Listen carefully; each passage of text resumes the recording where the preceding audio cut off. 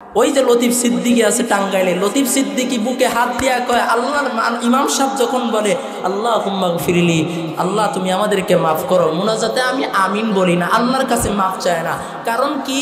কয় কারণ হলো আমি জীবনে কোনোদিন গুনাহ করি নাই। বলেন না নাউজুবিল্লাহ। কোন আলেমের মোনাজাতে আমিন বলি না, কারণ এই ছেলেটিকে শিখিয়ে দেওয়া হলো যে হে আল্লাহ আমি পাপী, তুমি দয়া করো, মাফ করো। না, আল্লাহর রহমতে আমি পাপী নই। কি কয়? জীবনে কোনোদিন গুনাহ করে নাই, অথচ এই বাটপারের মুখের ভিতরে একটা দাড়ি পর্যন্ত নবীর নাই। নবী বলেন দাড়ি কেটে ফেললাম মানে প্রত্যেকটা সেকেন্ডে সেকেন্ডে তোমার কবিরা গুনাহ হচ্ছে। এই বলদ মার্কা কয় আমি জীবনে গুনাহ করি না। নামাজ যে কয় অক্ত ছাড়ছে আল্লাহই ভালো। মানুষের টাকার কথা তো বাদই দিলাম, গত 16 বছরের ইতিহাস আপনারা জানেন, বলার কোনো কিছুই নাই। এই জন্য বলি গুনাহ আপনার আমার দ্বারা হয়ে যায়, তবে গুনাহ হওয়ার পরে যদি আপনি আমি আল্লাহর কাছে মাফ চাইতে পারি, আমার আল্লাহ মাফ করার জন্য দাঁড়ায় আছেন। আমার আল্লাহ বলেন, হে গোলাম, আমি সপ্তম আসমানের নিচে আইসা বান্দা শেষ রজনীতে আমি আল্লাহ বান্দাদের নাম ধরে ধরে ডাকতে থাকি। বলেন না আল্লাহু আকবার। कौनैन का मुख्तार खुदा तुमको बनाया, कौनैन का मुख्तार खुदा तुमको बनाया, उम्मत की निगाहबान खुदा तुमको बनाया, उम्मत की निगाहबान खुदा तुमको बनाया। या रब मेरे आँखों में समा जाए मदीना, या रब मेरे आँखों में समा जाए मदीना, मुद्दत से मेरे दिल में तमन्नाए मदीना, मुद्दत से मेरे दिल में तमन्नाए मदीना। मदीना যাইতে পারলাম না, মদিনা দেখিতে পারলাম না, মদিনা নাম কত মধুর,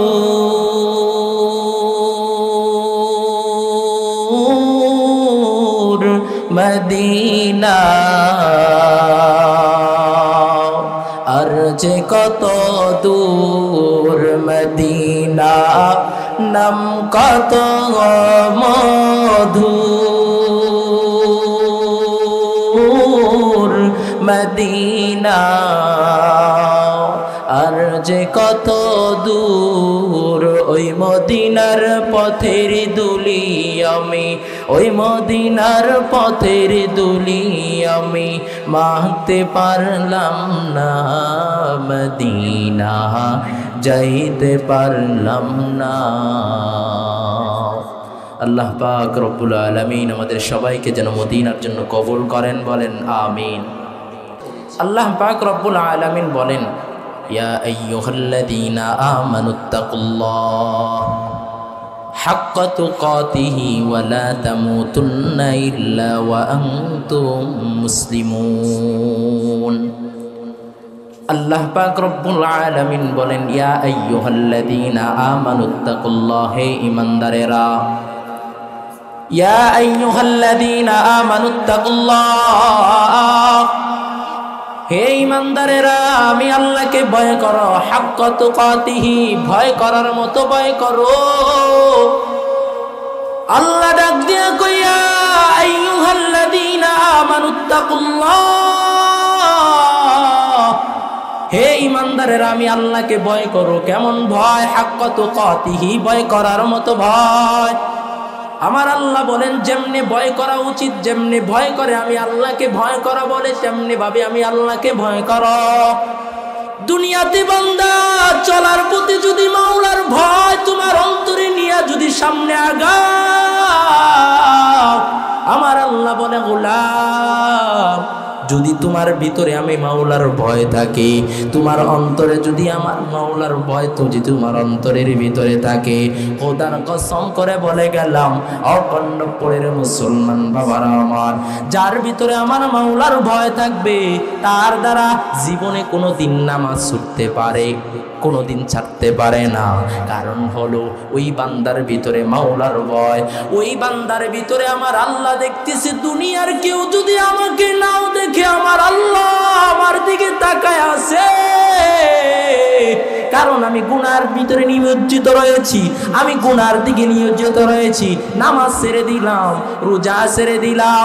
রমজান মাস, রমজানের ভিতরে আমরা রোজা রাখি, ওই রোজার ভিতরে রাতের বেলা আমরা রোজা রাখি না, দিনের বেলা যখন আমরা রোজা রাখি দুনিয়ার কেউ দেখে না, কেউ দেখে না। ঘরের ভিতরে যায় যদি বান্দা এক গ্লাস পানি খেয়ে ফেলে দুনিয়ার কেউ দেখবে? কেউ দেখার সময় নাই রে মুসলমান। আমার আল্লাহ বলেন ও গোলাম ওই তাকওয়া অর্জন করো। কি দিয়া বলে? নামাজ রোজা দিয়ে তোমার তাকওয়া অর্জন করো। কারণ বান্দা তুমি পারতা, তুমি এই এক গ্লাস পানি খেয়ে ফেলতা, পেটটা পুরিয়া খাবার খাইয়া আবার মানুষের সামনে আসতে পারতা, কিন্তু বান্দা তোমার ভিতরে আমার আল্লাহর ভয় আছে বিদায় সারাটা দিন চলে গেল, একটা ফোঁটাও পানিও খাই নাই। এই বান্দাটা এক গ্লাস পানিও খায় নাই, খাবারও খায় নাই। কারণ এই বান্দার ভিতরে আমার মাওলার ভয়, দুনিয়ার কারো ভয়ের দিকে তাকাই না। কারণ দুনিয়ার মানুষের দিকে যদি বান্দা ভয় করত, ঘরের ভিতরে পানি খাইলে দুনিয়ার মানুষ কেউ দেখতে পারত না। ওই বান্দার ভিতরে একমাত্র আমার আল্লাহর ভয় আছে রে বান্দা। কারণ বান্দা নামাজ ছাড়তেছো, রোজা ছাড়তেছো, গুনার দিকে তুমি চলে যাও। আপনাদেরকে উদাহরণ দেই, আমি বাটকান্দা মসজিদের ইমাম হিসাবে আমি যদি ঘরের ভিতরে গুনাহ করি আমার মুসল্লি কেউ দেখবে না, কিন্তু একজন উপরওয়ালা দেখেনি, আমার আল্লাহ দেখেনি। এই ভয়টা যদি তোমার ভিতরে খাঁটি দিলে থাকে, আর বান্দা এই অন্তরের ভিতরে যদি তোমার অন্তরে আল্লাহর ভয় পূর্ণাঙ্গভাবে থাকে, বান্দা তোমার দ্বারা নামাজ ছুটতে পারে না। আমি যদি নিয়ত করি আজকে নামাজ পড়বো না, কোনো দুনিয়ার কেউ দেখবে না, কিন্তু আমার আল্লাহ দেখতেছিনি। এ যুবক, এ কণ্ডপুরের মুসলমান যুবক ভাই, আজ তুমি ঘরের ভিতরে মোবাইলের মাধ্যমে গুনার ভিতরে নিমজ্জিত, দুনিয়ার কেউ দেখে না, অশ্লীল বেহায়াপনা ছবি দেখতেছো, সিনেমা দেখতেছো, গান দেখতেছো, দুনিয়ার কোনো মানুষ দেখে না। বলো দেখনেওয়ালা একজন আসেনি? ও দুনিয়ার মুমিন সাহাবায়ে কেরামের মতো যদি তোমার অন্তরটাকে তাকওয়াওয়ালা অন্তর বানাইতে পারো, তবেই তুমি দুনিয়ার জমিনের ভিতরে তুমি বড় তাকওয়াবান।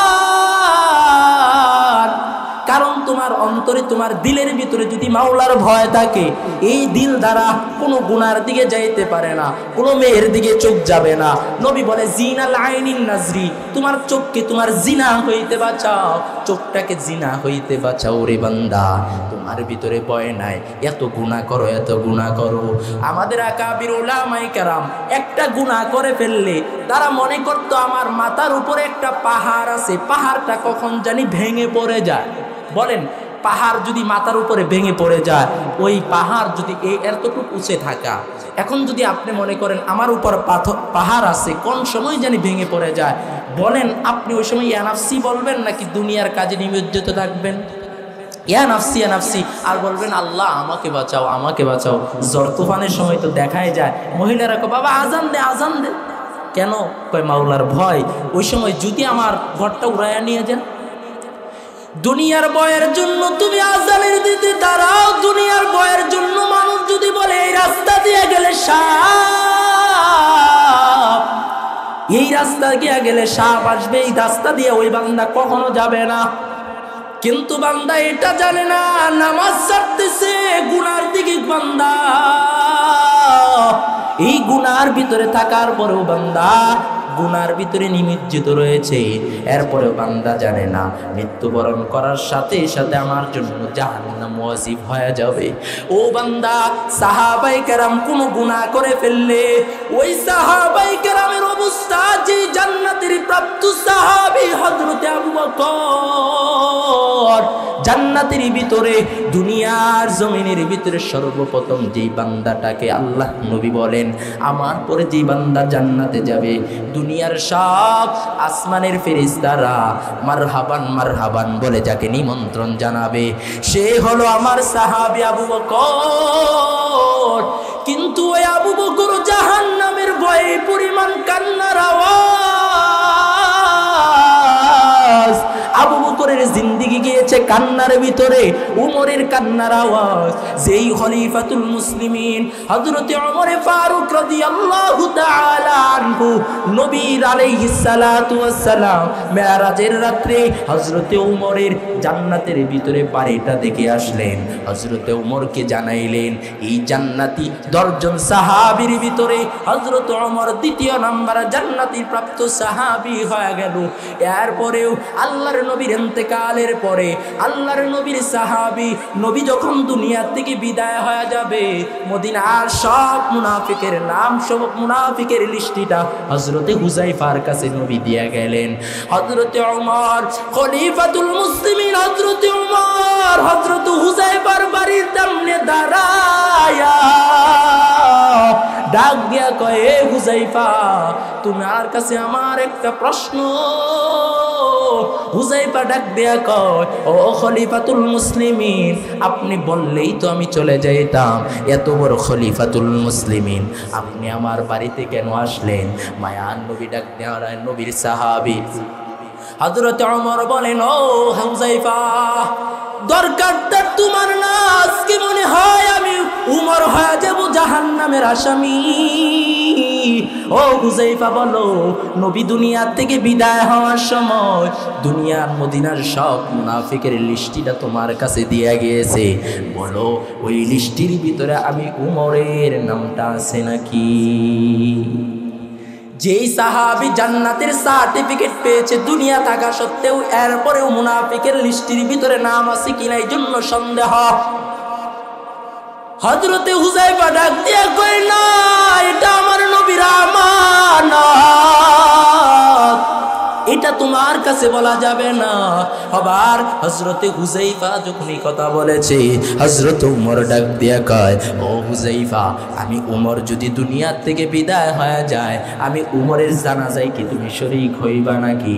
বলে, হ্যাঁ ও আমিরুল মুমিনিন, আপনি চলে যাবেন, আপনি দুনিয়া থেকে বিদায় হয়ে যাবেন, আর আমি আপনার জানাজায় শরীক হব না, এটা কোশ্চিনকালেও হতে পারে না। আপনার জানাজায় আমি হুযায়ফা শরীক হব। আমার নবীর সাহাবী হযরত উমর ডাক দিয়া কয়, নবী তো এটাও বলেছেন যে ব্যক্তি মুনাফিক হবে, মুনাফিকের জানাজায় তোমরা শরীক হও না। যেভাবে তুমি আমার সাহাবী, আমি উমরের জানাজায় তুমি শরীক হইবা, প্রমাণ হয়ে গেল আমি উমরের নামটা মুনাফিকের লিস্টিতে নাই। কারণ আমার নবী আল্লাহ বলেন, ইন্নাল মুনাফিকিনা ফিদ দারকিল আসফালি মিনান নার, মুনাফিকের রাস্তা জাহান্নামের সবচেয়ে নিচু জায়গা। ওরে আল্লাহর বান্দা, গুনাহ করে করে তোমার অন্তরটাকে কালো বানায়াছো,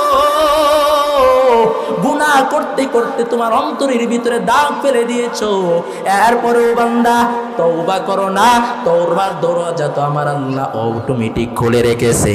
জাহান্নামের ভয় তোমার ভিতরে আমার ভিতরে নাই। ও আল্লাহর বান্দা, হযরতে উসমান রাদিয়াল্লাহু তাআলা আনহু কবর দেখলে চোখের পানি ফেলে ফেলে দাড়ি সহ ভিজা ফেলতেন। সাহাবায়ে কেরাম ডাক দিয়া কইরে, উসমান, তুমি জান্নাত জাহান্নামের বয়ান শুনলেও তো এই পরিমাণ কান্না করো না, যে এই পরিমাণ কান্না তুমি কবর দেখলে কান্না করো। হযরত ওসমান ডাক দিয়া কয়, ও সাহাবায়ে কেরাম, কারণ হলো আমি যখন গুনাহে নিমজ্জিত হয়ে যায়, আমার নবী বলছেন দুনিয়ার জমিন থেকে পার হওয়ার পরে কবরের ভিতরে সর্বপ্রথম ঘাটির নাম হলো কবর। ওই কবরের ভিতরে আমি যদি উসমান ধরা খাওয়া যায়, অন্য অন্য যত গাটি আছে আমি উসমান ধরা খাওয়া যাব। এই জন্য আমি উসমান কবর দেখলে বেশি বেশি কান্না করি। কারণ হলো আমার নবী বলছেন কবর হলো প্রথম গাটি, গাটির ভিতরে বান্দা ধরা খাইবি, সব গাটির ভিতরে ধরা খায়া যাইবি।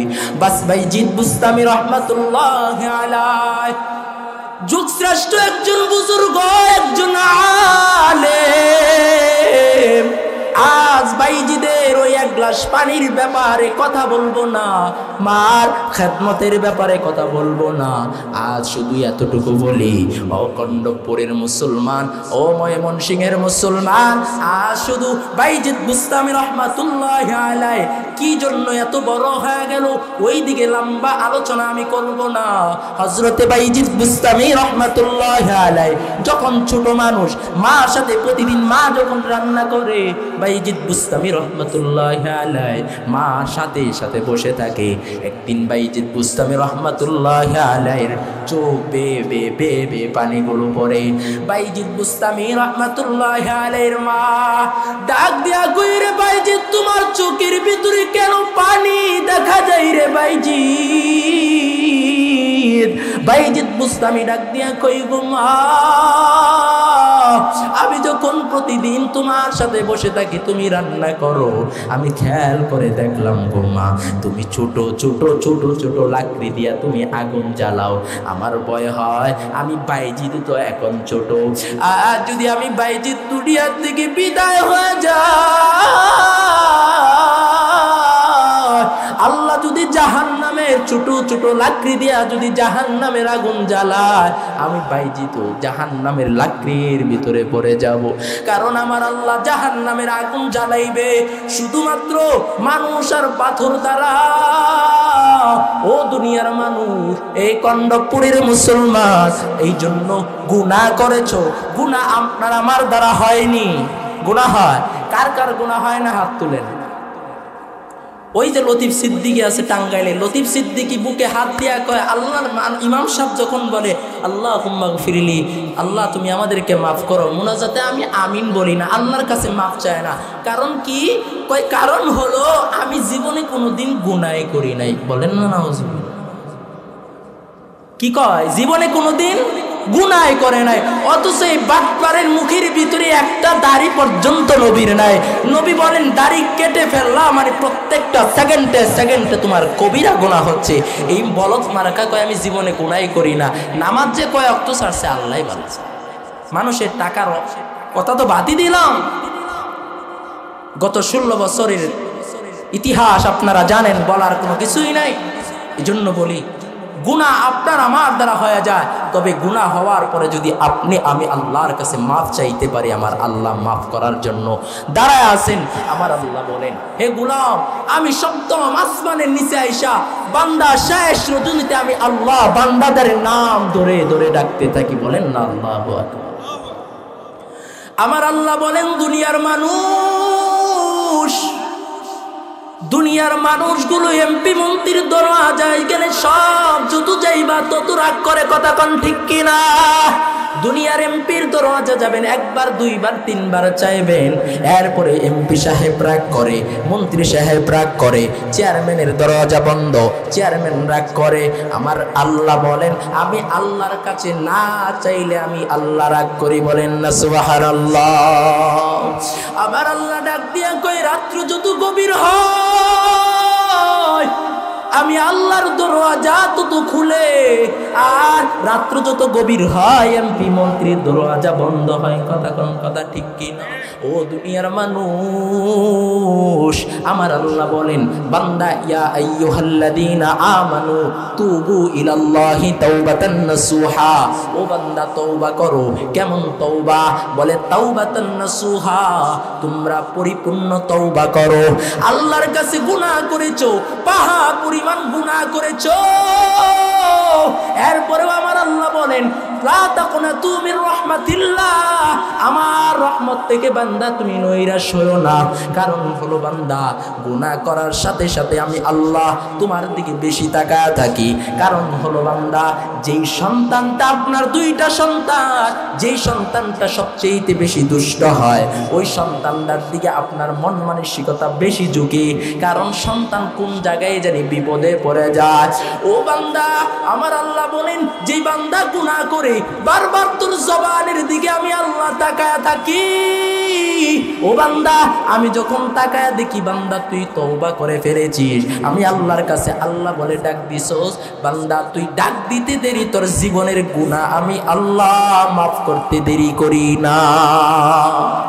আল্লাহর নবীর সাহাবী সালাবাতুল আনসারী রাদিয়াল্লাহু তাআলা আনহু, নবীর একজন জলিলুল কদর সাহাবী হযরত সাঈদ ইবনে আব্দুর রহমান রাদিয়াল্লাহু তাআলা আনহু, নবী যখন হিজরত করে মদিনায় আসলেন, দুইজনকে ভাই ভাই বানায়া দিলেন। অনেক লম্বা ইতিহাস, সংক্ষেপে বলে যাব। নবী আলাইহিস সালাতু ওয়াস সালামকে যখন দুই ভাই দুইজনকে ভ্রাতৃত্ব বানায়া দিলেন, আনসার এবং মুহাজির দুইজন সাহাবীকে একসাথে করে দিলেন। নবীর সাহাবী সালাবাতুল আনসারীর তওবা কেমন! কারণ সালাবাতুল আনসারীর তওবা আমার আল্লাহ এই পরিমাণ কবুল করেছিল রে বান্দা। আল্লাহর নবীর সাহাবী হযরত সালাবাতুল আনসারী রাদিয়াল্লাহু তাআলা আনহু এবং সাঈদ ইবনে আব্দুর রহমান রাদিয়াল্লাহু তাআলা আনহু, নবী দুইজনকে ভ্রাতৃত্ব বানায়া দিলেন, দুইজনকে ভাই ভাই বানায়া দিলেন। আমার নবী ডাক দিয়া কয়, এবার তাবুকের যুদ্ধের ডাক চলে আসলো। আমার নবী ডাক দিয়া কয়, আব্দুর রহমান চলো তুমি জিহাদের ময়দানে যাবে। আর এই দিক দিয়া সালাবাতুল আনসারীকে ওই বাড়ির সমস্ত দায়িত্ব পালনের জন্য দেয়া দিল। আনসার সাহাবী হযরত আব্দুর রহমান সাঈদ ইবনে আব্দুর রহমান রাদিয়াল্লাহু তাআলা আনহু জিহাদের ময়দানের দিকে রওনা হয়ে গেল। এই দিক দিয়া সালাবাতুল আনসারী হযরত আব্দুর রহমান রাদিয়াল্লাহু তাআলা আনহু সব বাজার সদাই করে করে করে করে দিতেন।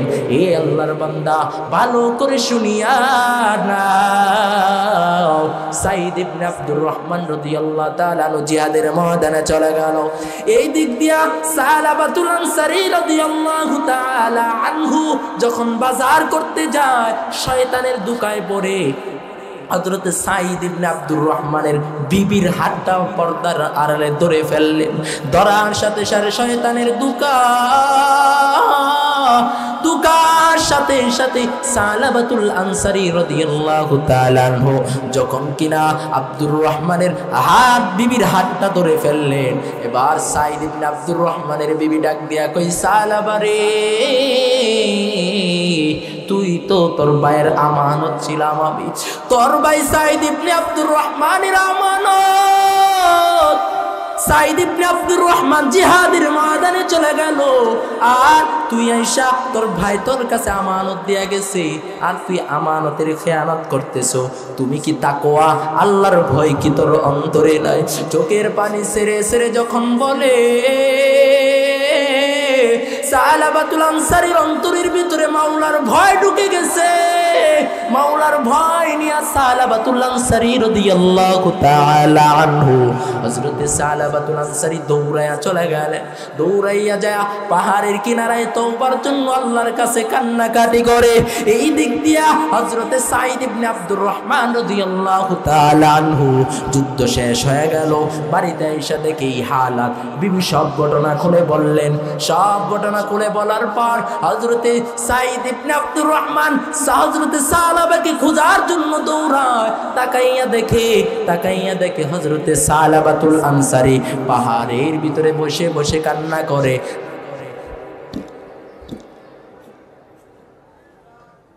সালাবাতুল আনসারী পাহাড়ের দিকে দৌড়ায়, আর এই দিক দিয়া সাঈদ ইবনে আব্দুর রহমান ডাক দিয়া কয়, এই সালাবা চলে আসো চলে আসো।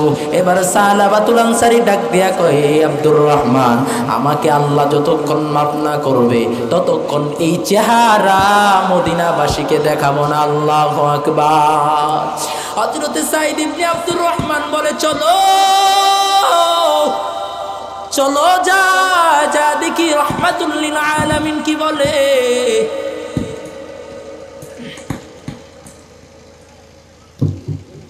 সালাবাতুল আনসারী ডাক দিয়া কয় না, ওদিকে যাব না। বলে না না চলো, এই দিকে রওনা হয়ে গেল, মায়ার নবীর দিকে যায়।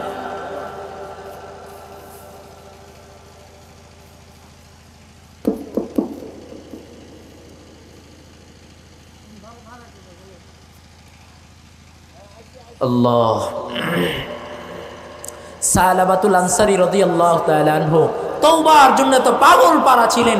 হযরত সালাবাতুল আনসারী অনেক লম্বা ইতিহাস, সংক্ষেপে বলি। হযরত সালাবাতুল আনসারী রাদিয়াল্লাহু তাআলা আনহুকে নিয়ে যখন চলে যায়, যা বলে চলো দেখি হযরত আবু বকরের দরজায় যায়, দেখি এই গুনার কোনো মাফ আছে নাকি। হযরত আবু বকরের দরবারে চলে গেলেন। আবু বকর ডাক দিয়ে কয়, যাও, তোমাকে মাফ করবে কি করবে না জানি না, তুমি আমার দরবার থেকে চলে যাও। এবার সালাবাতুল আনসারীকে ডাক দিয়া কই, সালাবা চলো যাই আলীর দরবারে। হযরত আলীর দরবারে গেল। আলীর দরবারে যা বলে, ও আলী আমি এমন গুনাহ করে ফেলেছি। বলে না না, এর গুনার ক্ষমা হবে কিনা জানি না, তুমি আমার দরবার থেকে চলে যাও। হযরত উমরের দরবারে যায়। হযরত উমর বলি, তুমি আমার দরবার থেকে চলে যাও, তুমি আমার দরবারে আসবা না, কারণ এই গুনার ক্ষমা হবে কি হবে না জানি না।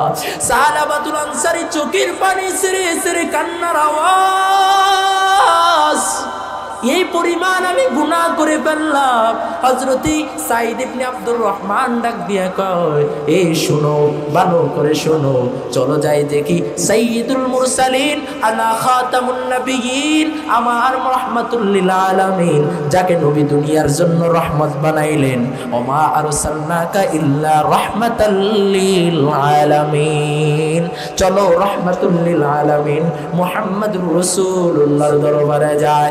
মায়ার নবীর কাছে যা বলে, পয়গম্বর এই গুনাহ আমি করে ফেলেছি, সালাবা করে ফেলেছে, এর কোনো ক্ষমা আছে নাকি? রাহমাতুল লিল আলামিন বলে, না না, এর কোনো ক্ষমা নাই।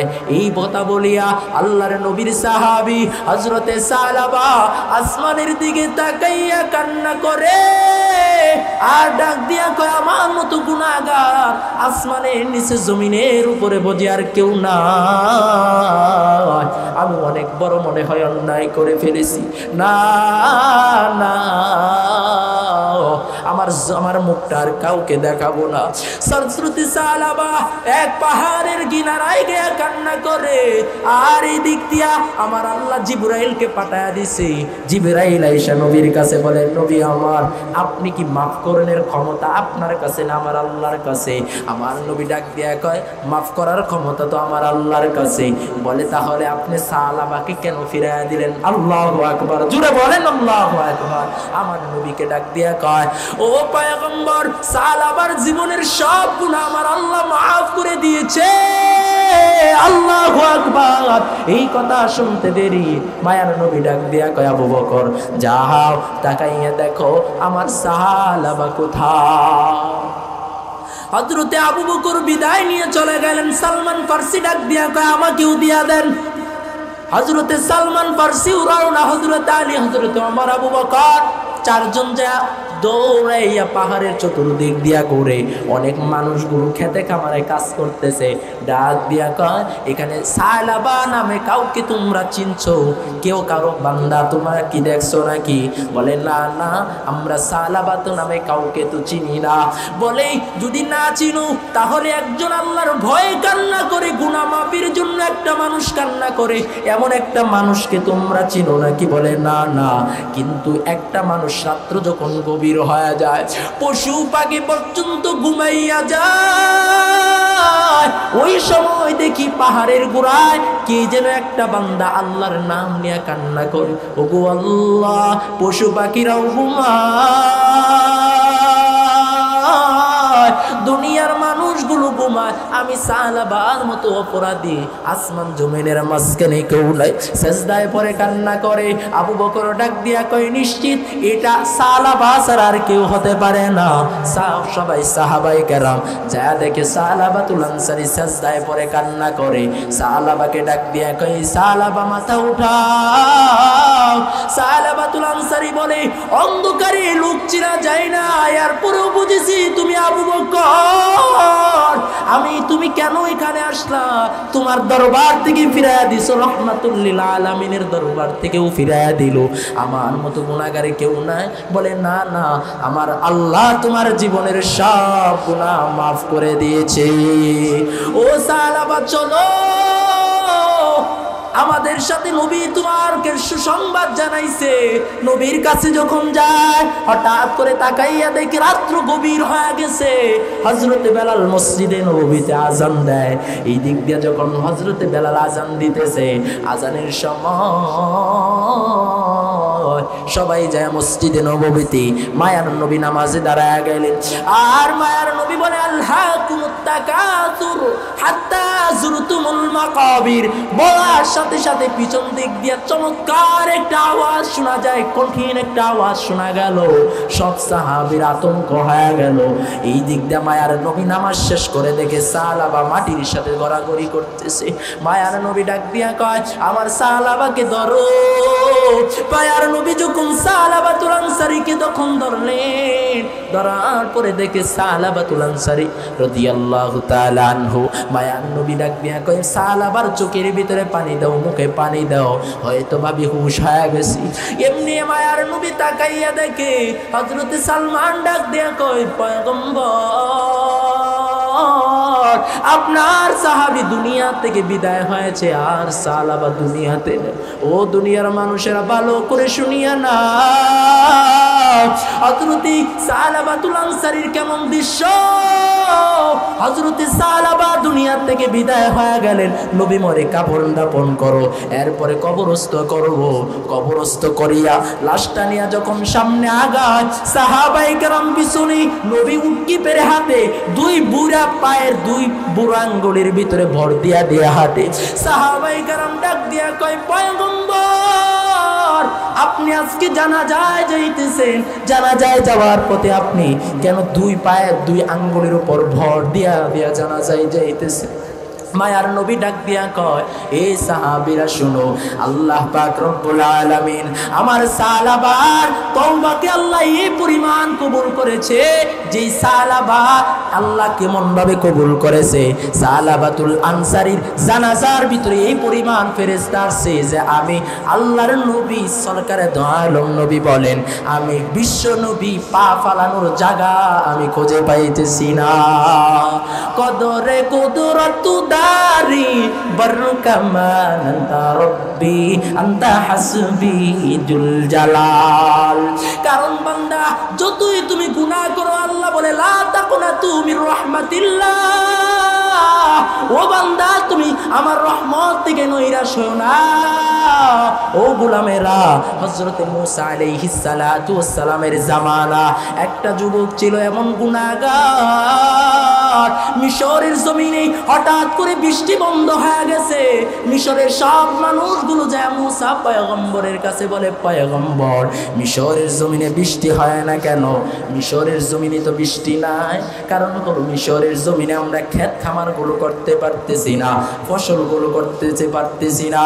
এই মিশরের জমিনে বৃষ্টির কারণে ছোট ছোট বাচ্চারা কাতরায়। আসমানেও পানি নাই, জমিনেও পানি নাই, ফসলগুলো ক্ষেতগুলো ফেটে যাইতেছে। যদি পানি না দেয় ক্ষেত বাঁচে নেই, ক্ষেতগুলো মারা যায়। মূসা পয়গম্বরের কাছে বলে, পয়গম্বর, জমিনে বৃষ্টি আসার জন্য একটু আল্লাহর কাছে দোয়া করেন। হযরত মূসা পয়গম্বর সবাইকে জানায়া দিলেন, আগামীকালকে তোমরা সবাই চলে যাইবা অমুক ময়দানে চলে যাইবা, ওখানে সালাতুল ইস্তিসকার নামাজ অর্থাৎ বৃষ্টি বর্ষণের নামাজ আরম্ভ হবে। 70,000 আল্লাহর নবী সাল্লাল্লাহু আলাইহি ওয়াসাল্লাম, যেই নবী হযরতে মূসা পয়গম্বর 70,000-এর কাফেলা লইয়া ময়দানে হাজির। 70,000-এর কাফেলা নিয়ে আল্লাহর কাছে দোয়া করে, আল্লাহ, মিশরের জমিনে বৃষ্টি নাই, বৃষ্টির ব্যবস্থা করে দাও। এই কথা বলতে দেরি আল্লাহর নবী হযরতে মূসা পয়গম্বরের কথা গাইবে আওয়াজ, ও মূসা, এই জমিনের ভিতরে তুমি পয়গম্বর হওয়ার পরেও তোমার দোয়া কবুল হবে না। এখানে একটা গুনাহগার আছে, এমন একটা জিনাগার আছে। এই গুনাহগার এমন নাফরমানি আমি আল্লাহর করেছে, যেই নাফরমানির তুলনা হয় না। আজ 40 বছর যাবত আমার নাফরমানি করে আসছে, এই নাফরমান উঠার আগ পর্যন্ত আমি আল্লাহ জমিনে বৃষ্টি দিব না। হযরতে মূসা পয়গম্বর একটা উঁচু জায়গার ভিতরে দাঁড়ায় বলেন, কে আছো জিনাকার উঠে যাও, কে আছো গুনাহগার উঠে যাও। আল্লাহ সুসংবাদ জানাইছে, তুমি যতক্ষণ না উঠবা আল্লাহ জমিনে বৃষ্টি দিবে না। গুনাহগারের খবর হয়ে গেছে, গুনাহগারের খবর হয়েছে, গুনাহগারের অন্তরের ভিতরে উলটপালট শুরু হয়ে গেছে। আমার আল্লাহ, গুনাহগার চিন্তা করলো এখানে আল্লাহ বলছে জমিনে বৃষ্টি দিবে না, এখানে যদি আমি এখান থেকে উঠে চলে যাই, যারা আমাকে দেখলে চেয়ার ছেড়ে দাঁড়ায় যাইতো, যারা আমাকে সম্মান করত, তারাও আমাকে আজকে থুতু নিক্ষেপ করবে। কারণ দুনিয়ার সব মানুষ জানে আমি বড় ভালো মানুষ। ও মুরব্বী বাবা, ও মসজিদের সভাপতি, সেক্রেটারি, ক্যাশিয়ার, শুনো, তুমি এমন গুনাহ করেছো এই সমাজের কেউ জানে না, কিন্তু একজন জানে। তিনি কে? আওয়াজ দিয়ে বলেন, তিনি কে? দুনিয়ার কেউ যদি না জানে, আমার আল্লাহ জানে। আজ তুমি মসজিদের সভাপতি, আজ তুমি মসজিদের ক্যাশিয়ার, আজ মাদ্রাসার তুমি মুহতামিম, দুনিয়ার কেউ জানে না, কেউ জানে না, কিন্তু জাননেওয়ালা আসমানে একজন আছে না? না, ওই আল্লাহ জানে তুমি কত বড় গুনাহগার। আমার আল্লাহ তোমার দিকে, তোমার জবানের দিকে তাকায় রইছে, কখন তুমি আল্লাহর কাছে মাফ চাইবা। হযরতে মূসা পয়গম্বর এলান করে দিলেন, কে আছো গুনাহগার, মসজিদ থেকে উঠে চলে যাও। আমি যদি এখান থেকে একটা চ্যালেঞ্জ দেই, এখানে কে আছো, আজকে ফজরের নামাজ তুমি পড়ো নাই, একটা যুবক যদি উঠে যায় সবাই তাকায় থাকবে, যুবক আজকে নামাজ পড়ে নাই, লজ্জা পাবেনি। এবার যুবকটা চিন্তা করলো, আমি যখন এখন যদি এখান থেকে উঠে যাই তাহলে সবাই আমাকে জুতা নিক্ষেপ করবে, আর যদি আমি চোখের পানি ফেলেও কান্নাও করতে পারে না, কারণ যদি চোখের পানি ফেলে যদি কান্না করে সবাই আমাকে সন্দেহ করবে। এই জন্য বান্দা চোখের পানি ছেড়ে কান্নাও করার সুযোগ হয় না। হযরতে মূসা পয়গম্বরের জামানার ওই যুবক আল্লাহর কাছে বলে, যেই আল্লাহ বলছে জমিনে বৃষ্টি দেবে না, ওই আল্লাহর সাথে একটু কালেকশন লাগায় দিই, ওই আল্লাহকে আমাকে মাফ করবে কিনা। ওই মূসা পয়গম্বরের জামানার যুবক আল্লাহর কাছে বলে, আল্লাহ জীবনে অনেক গুনাহ করছি, অন্যায় করে ফেলেছি, ওগো আল্লাহ তুমি আমার জীবনের সব গুনাহ মাফ করো। ওগো আল্লাহ আমি গুনাহ করেছি, আমার মা জানে না, আমি গুনাহ করেছি, আমার বাবা জানে না, আমি গুনাহ করেছি, আমার দুনিয়ার কেউ জানে না, আমার সন্তান জানে না, আজ আমি গুনার ভিতরে নিমজ্জিত। ওগো আল্লাহ তুমি বৃষ্টি দাপন করো। হযরতে মূসা পয়গম্বর যখন দোয়া করতেছে, এই দিক দিয়ে যখন যুবক যখন কান্না করে, কান্না করতার সাথে সাথে আল্লাহ জমিনের বৃষ্টি ভিতরে বৃষ্টি দাপন শুরু হয়ে গেছে। আল্লাহু আকবার, জোরে বলি আল্লাহু আকবার। ওই আল্লাহর বান্দা দোয়া করে, আল্লাহ তুমি ছাড়া দুনিয়াতে এই মুহূর্তে আমার কেউ নাই, কারণ বিপদে পড়ে গেলে আল্লাহকে স্মরণ করতে হবে। আমার আল্লাহ যখন এই কথা বলেছে, হযরতে মূসা আলাইহিস সালাতু ওয়াস সালাম খুব রাগী মেজাজের মানুষ। হযরতে মূসা পয়গম্বর ডাক দিয়া কয়, ওগো আল্লাহ তুমি বলেছো জমিনে বৃষ্টি দিবা না, এখন কেন বৃষ্টি দিলা? মজলিস থেকে তো কেউ উঠেও গেল না, তুমি কেন আবার বৃষ্টি দিলা? হযরতে মূসা পয়গম্বরকে আমার আল্লাহ ডাক দিয়া কয়, মূসা আমি আল্লাহ বলছিলাম বৃষ্টি দিব না, কিন্তু যেই বান্দা তওবা করেছে ওই বান্দা আমি আল্লাহর সাথে কানেকশন লাগায়া দিছি। যে সময় আমি আল্লাহকে আল্লাহ বলে ডাক দিয়েছি, আমি আল্লাহর কুদরতি অন্তরে জুস মেরে গেছে, আমি আল্লাহ বান্দার জীবনের সব গুনাহ মাফ করে দিয়েছি। এই জন্য কানেকশন রাখতে হবে কার সাথে? জুড়ে বলেন। আল্লাহর জন্য দুনিয়ার সব উৎসর্গ করে দিতে প্রস্তুত। বান্দা যতই গুনাহ করো না কেন, গুনাহ করতে দেরি, বান্দা আমি আল্লাহর কাছে আল্লাহ বলে ডাক দিতে দেরি, বান্দা জীবনের সব গুনাহ মাফ করতে দেরি করবো না, বলে আল্লাহু আকবার। এই জন্য সদা সর্বদা কার কাছে মাফ চাবো? দুনিয়ার কারো কাছে যাওয়ার সুযোগ নেই। দুনিয়ার এমপি মন্ত্রী যত যা কিছু আছে সবার কাছে চাইলে মানুষ সবাই রাগ করে, একবার দুইবার তিনবার। আল্লাহর কাছে না চাইলে আমার আল্লাহ রাগ করে।